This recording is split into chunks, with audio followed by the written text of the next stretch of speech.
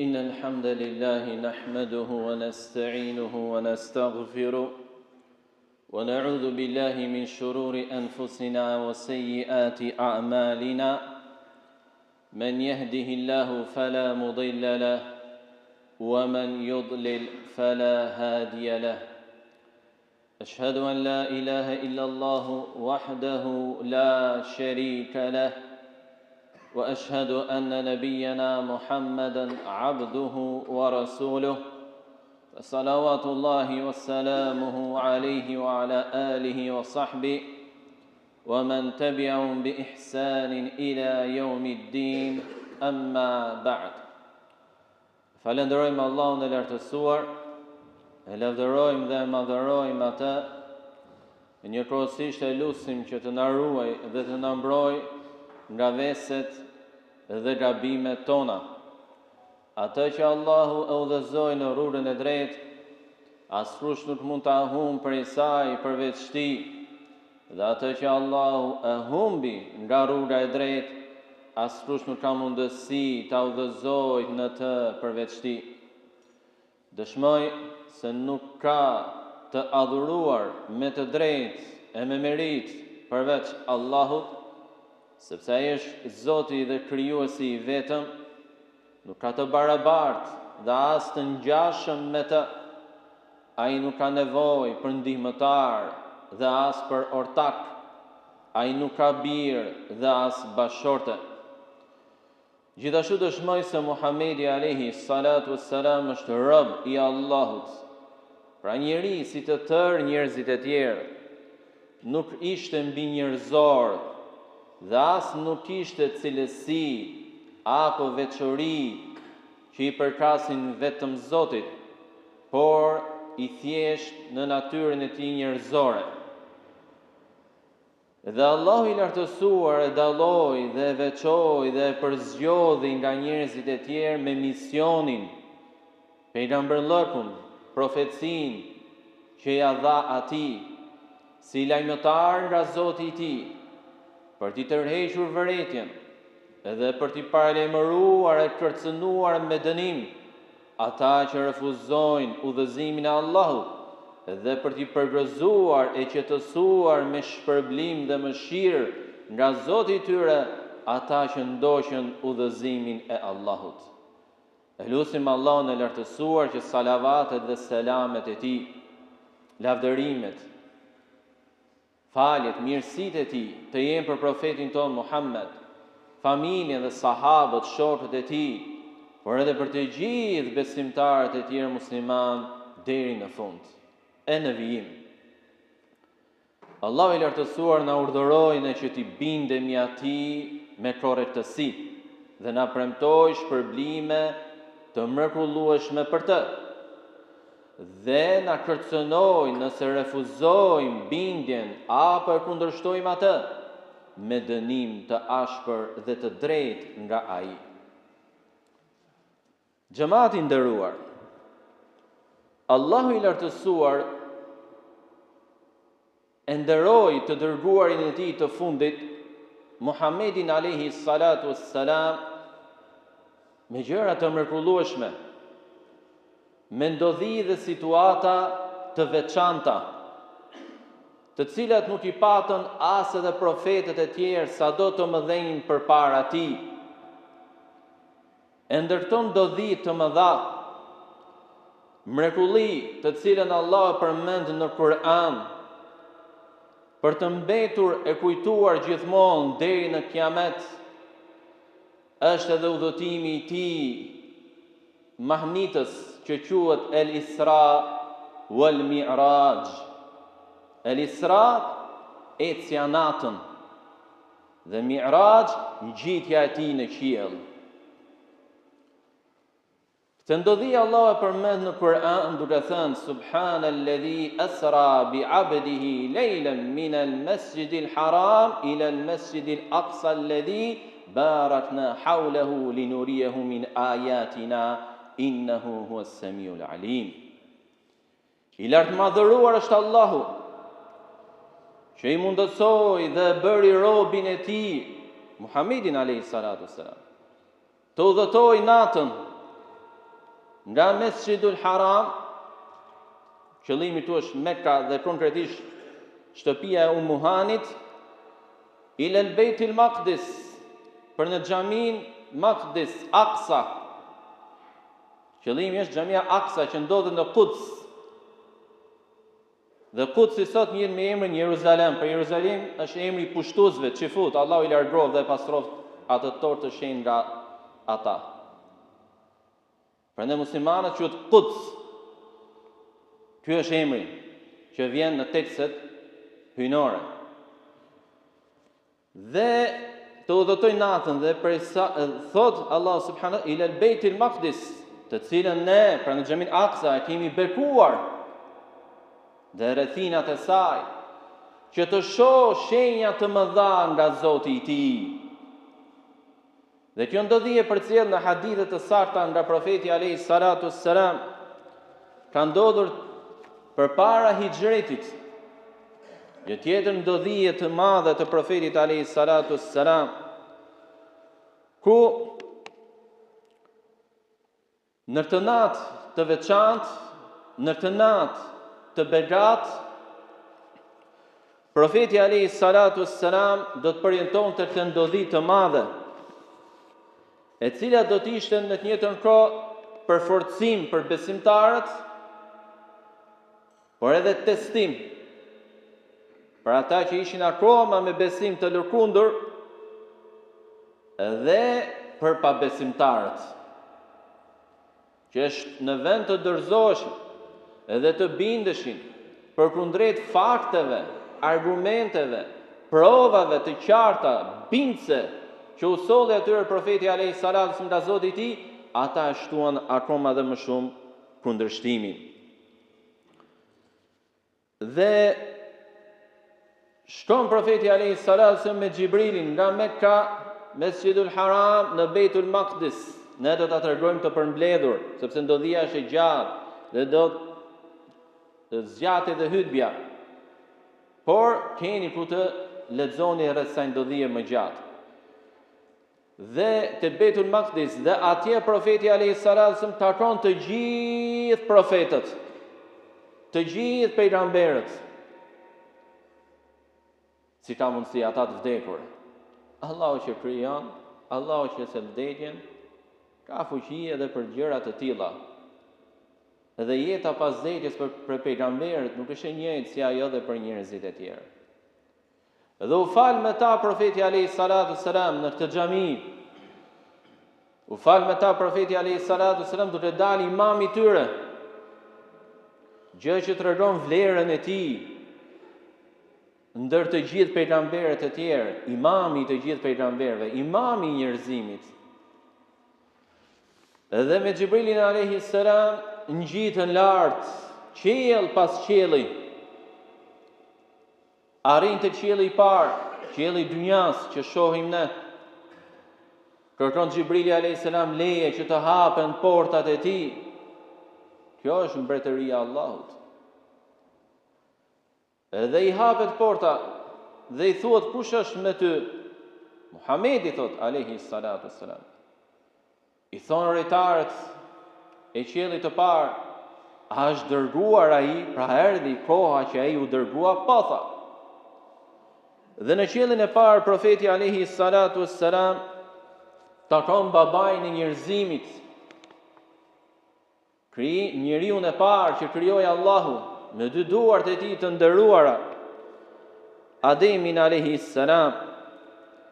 I jep selam dhe Ademi alayhi salam i thot: mirë se vjen, i uron atij mirë se ardhjen, o bir i nderuar.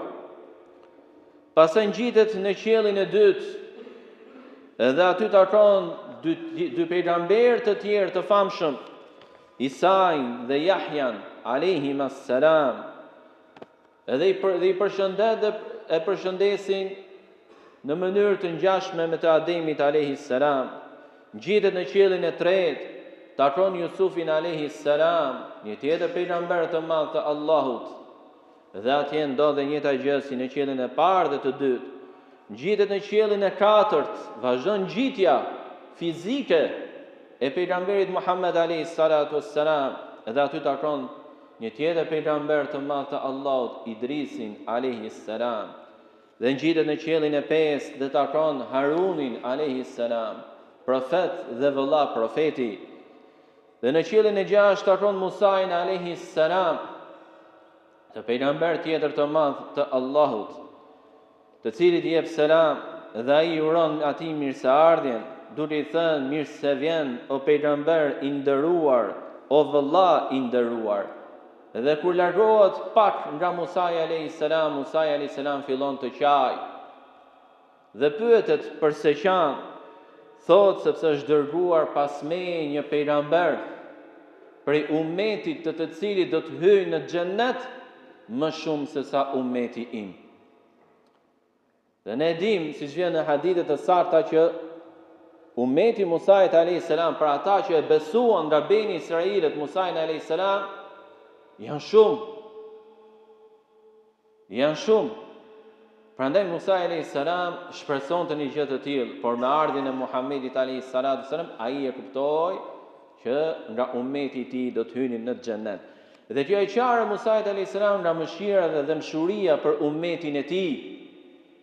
Dhe jo nga hasedi apo diçka tjetër. Kurse si nuk mund të mendohet diçka e tillë për njerëzit më të lartë të përzgjedhur nga Allahu i lartësuar. Dhe në qiellin e fundit, në të 7-in, takoi të dashurin e Allahut, Ibrahimin alayhis salam, pejgamber të cilin Allahu e përmend si model të tauhidit në Kur'an. Dhe i uron atij mirëseardhjen dhe shkëmbejnë urime dhe përshëndetje midis tyre. Por nuk ndalon me kaq ngjitja fizike me trup dhe me shpirt e Muhamedit alayhis salatu wassalam, sepse Zoti i tij kërkonte ta nderonte akoma dhe më shumë. Dhe mënyra se si të nderon Allahu nuk mund ta bëjë dot askush prej krijesave. U ngjit akoma dhe më lart, e kaloi dhe qiellin e 7 derisa arriti tek një pemë që quhet Sidratul Muntaha, një pemë madhështore, mrekullueshme, e bukur në ngjyrat e saj, e cila e mahniti profetin alayhis salatu wassalam. Dhe nuk ndaloi me kaq ngjitja e të dashurit të Allahut Muhammedit alayhis salatu wassalam, por vazhdoi të ngjitej aq lart sa që arriti në një stad, në një lartësi që filloi apo që arriti të dëgjoj lapsat me të cilët shkruanin me lajket kaderet. Engjëjt shkruanin kaderet. Nga i merrin këto kadere, këto të para caktime apo caktimet e Allahut, nga Lauhil Mahfuz, nga regjistri i ruajtur, në të cilin Allahu ka regjistruar dhe gjendet çdo gjë nga fillimi në fund. Çdo gjë nga fillimi në fund. Edhe Kurani, edhe Injili, edhe Teurati, edhe Zeburi janë aty. Emrat tonë, të fëmijëve tanë, të paraardhës dhe pasardhës tanë janë aty. Çfarë ham, çfarë pim, çfarë veshim, çfarë themi, çfarë veprojmë, aty. Sëmuremi, vjen shëndeti, varfërohemi, pasurohemi, mërzitemi, lumturohemi, aty. Dhe marrin me lajket, çfarë kaderesh marrin nga ky regjistër i madh. Marrin lloje të ndryshme të kadereve, atë që është vjetor, nga njëra natë e kadrit në tjetrën, atë që është tër jetës së një njeriu, atë që është ditor, marrin dhe i shkruajnë këto me lajke. Dhe nuk ndaloi me kaq ngjitja e Muhamedit alayhi salatu wassalam në të udhëtim mahnitës. Mrekulli nga mrekullitë e Allahut, me të cilat jo vetëm nderon të dërguarit e tij, por edhe jep si argumente dhe sprov për robërit e tij. Dhe arriti të ngjitej lart, pranë Zotit të tij. Nuk e pa. Dritë pa. Askush nuk mund ta shohë Allahun derisa të vdes. Dhe kur u pyet profeti alayhi salatu sallam, a e pe Zotin e tij, tha, dritë si mund ta shihja? Pa vetëm dritë. Dhe aty Allahu i lartësuar, në më të lartën lartësi, siç i takon madhështisë së tij mbi arshin e tij, i ndarë dhe i shkëputur nga krijesat e tij, i foli drejt për drejt robit dhe të dërguarit të tij, të dashurit dhe të përzgjedhurit të tij, Muhammedit alayhi salatu wassalam. I foli drejt për drejt, ashtu siç i pat folur më parë dhe Musait alayhi salam, wa kallama Allahu Musa taklima. Dhe Allahu i foli Musait me fjalë të vërtetë. Dhe nga cilësitë e Zotit tonë është që flet në atë mënyrë që i takon madhështisë së tij dhe e folur atij nuk ngjan kurse si me atë të krijesave. Flet kur dëshiron dhe me çfarë të dëshiroj. Edhe nga gjërat me të cilat e urdhëroi në atë vend të lartë, në atë pozitë të lartë, në këtë mënyrë të drejtë për drejtë, Zoti me robin e tij, krijuesi me krijesën e tij, ishte urdhri më i rëndësishëm pas tauhidit, falja e 5 namazeve. Dhe ne dim që fillimisht Allahu i lartësuar e urdhëroi për 50 namaze në ditë, që t'i falte ai dhe ummeti i tij.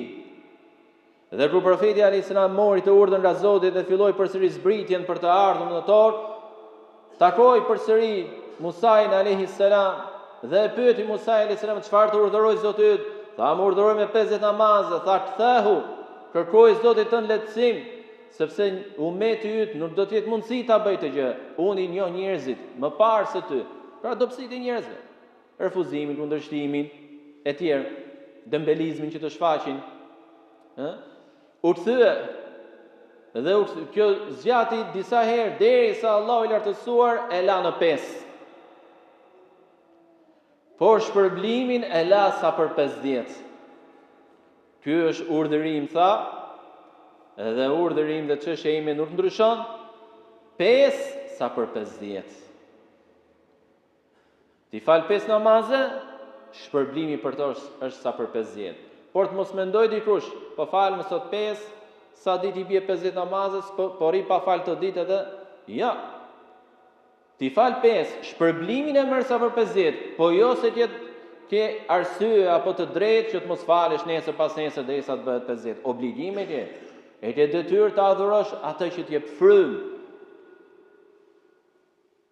atë që t'jep ajër, atë që të ushqen, të vesh, të jep të pish, të jep shëndet, të jep pasuri, të jep gëzime, derisa të vdesësh. Derisa të vdesësh. Aqulu qawli hadha wa astaghfirullaha li wa lakum wa lisa'iril muslimina min kulli dhanb fastaghfiru innahu huwal ghafurur rahim.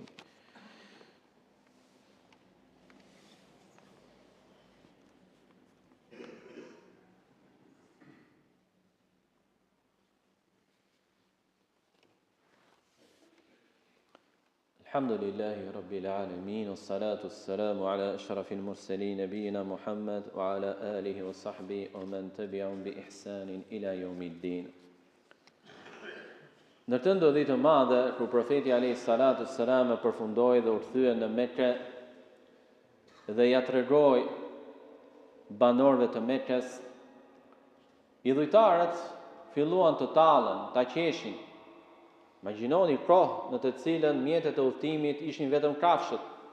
Si mund të thanë të shtoshtin nga Mekka në Quds, në Palestinë, brenda një nate dhe të vish prapë? Dhe ajo është mijëra kilometra distancë. Mund të ndodhë sot me mjetet e shpejta që janë, por jo në atë kohë. Por ata që ishin të bindur e besuan. Dhe shkojnë tek Ebu Bekri, sepse e dinin që Ebu Bekri ishte sahabi që e përkrahte më shumë Muhammedin alayhis salatu wassalam, i sinqerti i ummeti. Dhe i thanë, a e dëgjove çfarë thot shoku yt, pra Muhammedi alayhis salatu wassalam? Ai tha, çfarë thot? A e besonte që fjalën dhe pretendimin e tij se ka shkuar brenda një nate nga Mekka në Quds dhe ka ardhur përsëri po atë natë? Dhe menduan se me këtë pyetje do ta bënin të lërkundur atë, do ta shtynin drejt refuzimit. Imagjinoni kohën kur ishte. Si mund të shkojë njeriu? Ai tha, unë i besoj për diçka që është edhe më e madhe se kjo. I besojmë me shpalljet që vjen nga Zoti i tij, jo me këtë. Nëse ai e ka thënë të gjë është e vërtetë. Dhe që nga i moment për shkak të këtij besimi të palëkundur, të paluhatur, bindje absolute, sinqeritet, u quajt as-siddiq, i vërteti në besimin e tij, i palëkunduri, i sinqerti në besimin e tij. Por ndër të tjera, çfarë duhet të themi për të ndodhi të madhe, është pak të trajtohet në një hutbe. Ngjarja është më e gjerë, dobit janë të shumta dhe të mëdha, por koha është e kufizuar dhe ne do të kufizohemi në fjalët tona. Nuk ka nga historianët dhe dietarët islam ndonjë datë të saktë se kur ka ndodhur apo se kur është kjo natë. Caktimi i datës është thjesht supozim. Thjesht hamendësim. Nuk ka asnjë fakt, nuk ka asnjë provë. Allah e përmendi në Kur'an të ngjarje, në ajetin që lexuam, dhe nuk përmendi datë. Profeti alayhis salam e përmendi gjëra gjatë të ndodhi. Kundër të tjera pa xhenetin, xhehenemin, banorët e xhenetit, xhehenemin, llojet e ndështimeve të banorëve të xhehenemit, dhe nuk përmendi datë. Dhe sahabët nuk përmendën datë. Pra Allahu që ja bëri të udhëtim nuk përmendi datë, i dërguari që e përjetoi nuk përmendi datë, sahabët që jetuan me profetin alayhis salatu sallam me vite të tëra nuk përmendën datë. Nga mund ta gjejmë ne? Nga ndonjë burim tjetër përveç tyre, nga askush.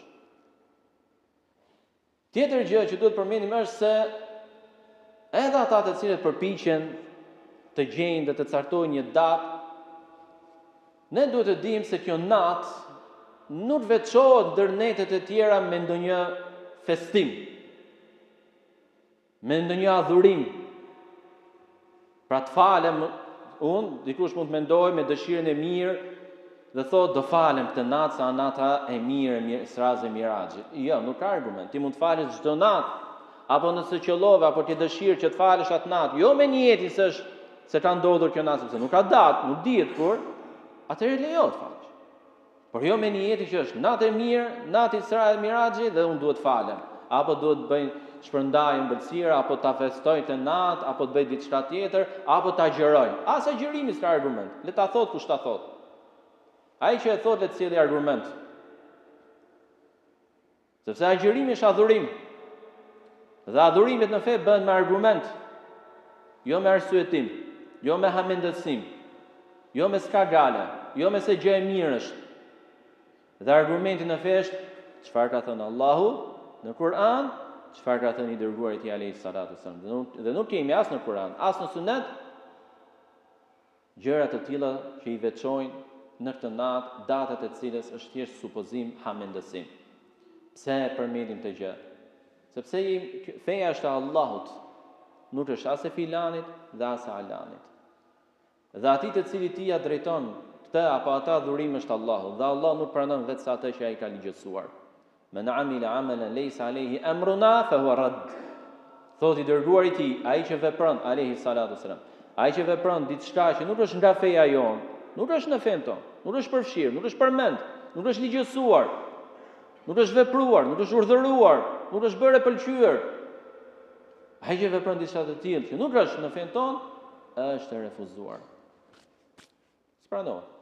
Dhe vepra që s'pranohet, s'ka as shpërblim.